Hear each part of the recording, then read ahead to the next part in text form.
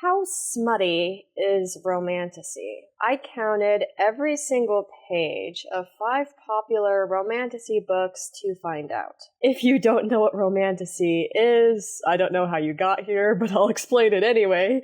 Romantasy is a subgenre of fantasy. It's a story that both includes fantasy and romance as central parts of the story, to the point that if you removed romance from the plot, it would no longer make sense. This is different from a fantasy book with a romance subplot, because in those books, the romance is clearly a subplot, and if you removed it from the book could still exist. That's kind of like a good rule of thumb for recognizing the difference, but we are just making things up. Primarily, it is a marketing term, and it gives us an idea of what we can expect in a book. There has been a lot of online discourse about Romantasy, though, partially because it is extremely popular. Many best-selling books right now are Romantasy books, and there are a couple Romantasy authors who are rich now. Some people think Romantasy is basically just smut. It's a way for women to enjoy adult content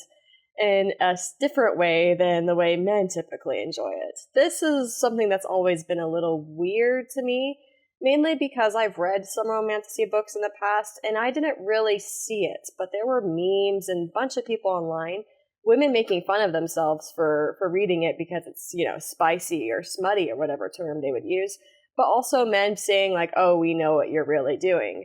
And while I think there are a lot of books that are very smutty that exist, I just feel like the typical run-of-the-mill Romantasy isn't. But I didn't know for sure, so I did this. A little bit about me. Romantasy is not my favorite genre. I do read it, but I read other genres more. And the most popular Romantasy books are not really my favorite books. I do like A Court of Thorns and Roses, which is a big one. I do like Fourth Wing. They're just nowhere near like my best books of all time. So I'm coming at it as like someone who's enjoyed it, but also it's not my favorite. At the same time, I also don't care if people are just reading books that are 100% sex. So I don't care what the results are. But I was curious because it's just a huge online thing. So now that you know any biases I might have, let me talk to you about my method. First, book selection. I picked books that were prominently displayed at my local Barnes & Noble. You know when like Barnes & Noble has an entire table for a book to where it's almost a shrine? All of these books have sort of had that treatment in the bookstore in the past several years, which means that I'm trying to pick more of like run-of-the-mill Romantasies, not ones that you have to be super online to know about, ones that are just there. Second is how I actually counted the pages. One category was plot. Plot is basically just the overall story. If the page was mainly about the story of the book, the fantasy part of the book, or just the general moving the plot along, it got put under plot. That one's pretty self-explanatory. The second one was romance. A page got marked as a romance page if it was about developing the romance between the two main characters. This could be about developing a friendship, getting to know each other more. Or it could be when it's something that's clearly not sexual, but definitely romantic, like someone cooking dinner for someone else. Or it could be a declaration of love that just doesn't heat up. Any page like that was marked as romance. And the third category I chose was smut. This would basically be anything that heats up. So a sex scene obviously counts, but it wasn't just sex scenes. It was also just any sort of interaction between the two main characters where it was clearly heating up, or even language that was more sexual. So if a compliment went into that territory, it just got put down as smut. I didn't want you to think that I was literally only putting actual sex scenes in here. Anything that kind of contributes to that was put as smut. And like I said, I don't care if people read smut, so I was being very generous with what I put there. We will be going through these from most popular to least popular. I probably should have done it the other way, but I'll just give you the stuff you want right away. The first book that I counted was A Court of Thorns and Roses. If you haven't heard what this book is, you probably don't know what Romantasy is, because this has sold so many copies and it's just been around for a while, and basically half the reels online about Romantasy seem to be about a court of thorns and roses. This is the old cover because I read it like 10 years ago before everyone started going crazy over it, so that's why it might look a little different than the other cover you've generally seen. Let's talk about these stats. A Court of Thorns and Roses came in at 72.4% plot, 25.2% romance, and 2.4% smut. So in my opinion, A Court of Thorns and Roses just is not that smutty. It has less than 3%. So, and this is including scenes that didn't actually get to sex as well as an actual sex scene. Now, a lot of people in the comments are going to be like, oh, but get to the second one. I know, it's not a perfect system. I chose 5, and they are basically the first book in the series usually. The second one would have scored a little bit higher than that 2.4% smut, but I can't imagine that the first book is 2.4 and the second one is like 70 or anything. So it's still probably within a certain range of that. And I mean, I guess I could do a follow-up video if people really cared, but that is what it came to. 2.4% smut, 25.2% romance. The second book I chose for this little project was Fourth Wing. Fourth Wing is also very, very popular. I mean, everyone kind of freaked out over the release of Onyx Storm recently. You might have seen that online. Just trust me if you don't know that this is a very popular Romantasy book and definitely belongs here. Now, this one has actually sort of like a little bit of a love triangle, so the romance was actually slightly higher than A Court of Thorns and Roses. And it was also a little bit harder to define because it has like a sort of like a school setting. So there were scenes where the two main love interests, for example, were in the room with our main character, but not everything really contributed to the romance. So I had to use a little bit of judgment with that. I did my best. The plot stat that I have for this one is 68.1% plot. So this book, like all books, is mainly focused on the greater story of the book. The romance, which is, like I said, romantic gestures, sacrifice, caring for the other person, becoming friends, getting to know each other, or just even a little bit, I even threw a little bit of like, has like that enemies to lover plot, so early scenes where they do a glance or something, I threw that in romance.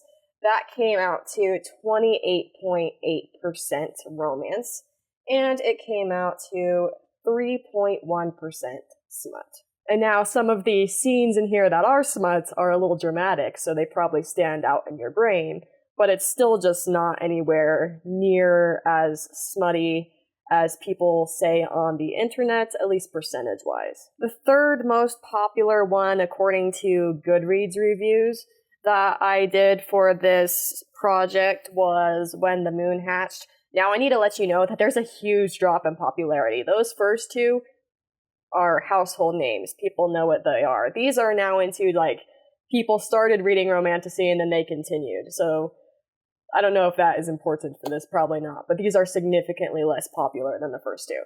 So When the Moon Hatched, my stats on this is 75% plot, 21.2% romance, and 3.9% smut. And this one really felt sort of like a romance-heavy story. The smut wasn't really all that out there. It was really focused on the connection between the two characters. I have other problems with this book. I'm not saying that it's like the best book that you should pick up and read. All I'm saying is that it really didn't feel like the smut in this book was the focus either, in my opinion. Whereas the Fourth Wing scenes that did exist were a little over the top, this one wasn't really over the top in that way at all. In fact, the scenes that were included felt a lot more sweet, if that makes sense. Friendly reminder that I don't care either way.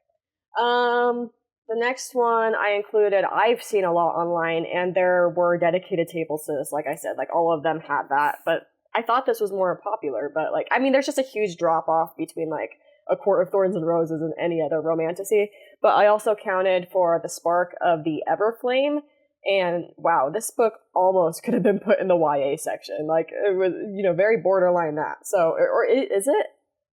Maybe I accidentally grabbed a YA, because this one was like, no, I don't think so. I think this is still adult from having read it, but very borderline. This is 85.9% plot, 13.4% romance, and 8% smut, less than 1%.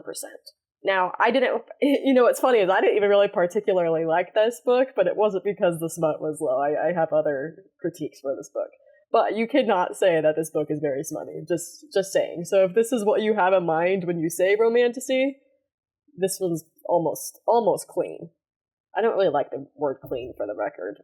Is there a better way to say that? Like, sex isn't dirty, but this is practically clean. And this last one does break the pattern, though. So I will hold off one more book, and we will see stats probably closer to what some people might expect for this video.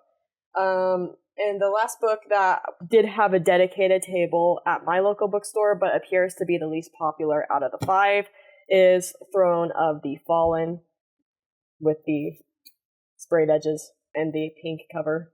Anyway, Throne of the Fallen came in at 66.1% plot, and then we actually go smut first on this one versus romance.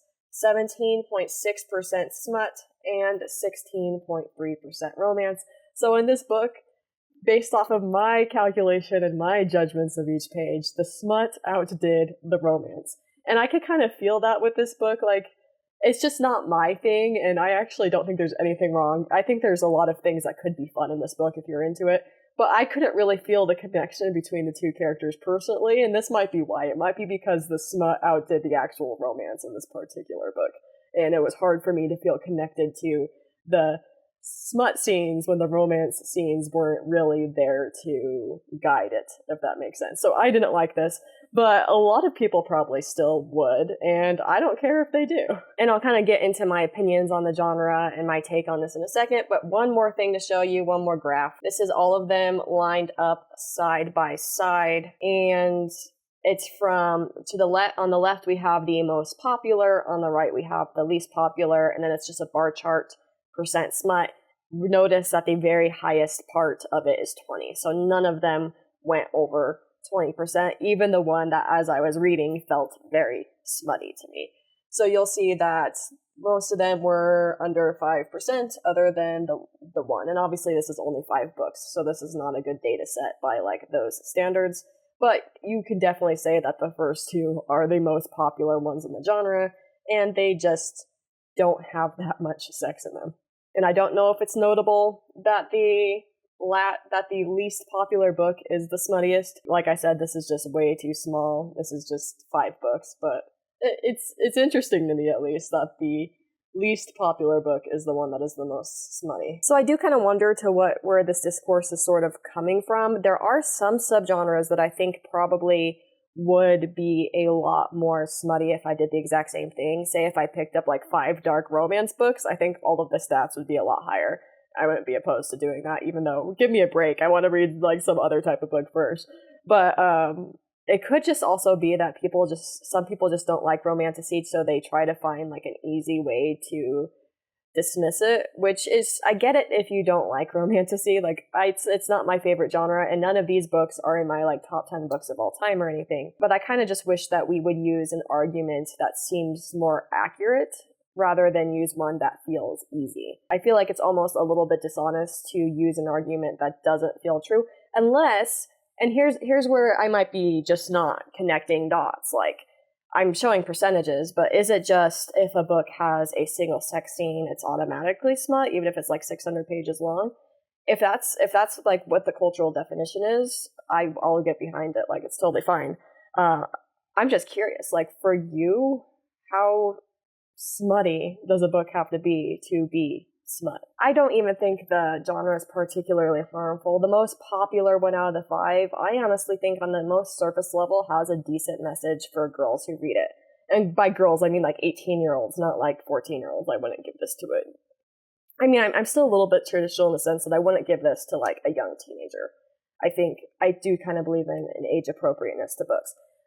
But the message that I think is just so surface level, and a spoiler for this if you care, is in this series, the first man, or first fae man, or whatever, that the main character falls in love with, ends up, in retrospect, not being that good of a guy. And then she moves on and finds another person. That, on a surface level for young girls, is good to recognize. It's the first person that you're with, if they don't treat you well, is not necessarily the person you have to end up with. And that's not that deep, but if that's the depth that an 18-year-old is getting when she picks up this book, I'm for that. At the same time, I don't always love romantasies. I mentioned that actually I didn't like the book that was the least smutty of the 5, and the reason this book drove me crazy was because this book sets up a very, very strict governmental structure. One that if you break it, you are in trouble. It's going to be a problem. Like, it's really, the stakes are set high, but our main character can do whatever she wants, and she never has any real consequences, so it kind of detaches me from the world that's being built when the character herself doesn't have to follow any of the rules, and it always ends up fine. So I guess that annoyed me. Like, I wanted someone who was a little bit more of a logical character in this book, making decisions that seem to be more strategic rather than just everything working out. So like I said, there's nothing wrong with criticizing books in the genre or just tropes that you think this genre has overall. So that's just an example of that, I guess. I guess my overall opinion is I don't really care. I think adult women can read smut if they want to. I just don't think this is really smut, so there's that. I do see that it can be annoying if you go to your local bookstore and it's all you can find. I haven't really had that experience. There's definitely a lot of it, but I've been able to find any genre that I'm looking for. I don't know how that is in each location in the world. And I will say, as I said before, it does bother me when books aren't properly edited. So if things just get sent to the printer real fast without developmental line and copy editing, and you pick up a Romantasy at the store and it's just not a really good book because of that, that's annoying. I think that we should expect high standards. I don't think there's anything inherently wrong with the genre itself, though. One concern that I've seen online that I do think has some validity is where you shelf something like a Romantasy that is meant to be an adult book. And I guess I agree with the concept, I just haven't really seen this happen in reality. I've only ever seen one Romantasy that I felt was more of an adult series shelved in a children's section before in my entire life. And funny enough, that was actually at the Brigham Young University Library in Provo, Utah, which is a conservative religious school, and I think they just made a mistake.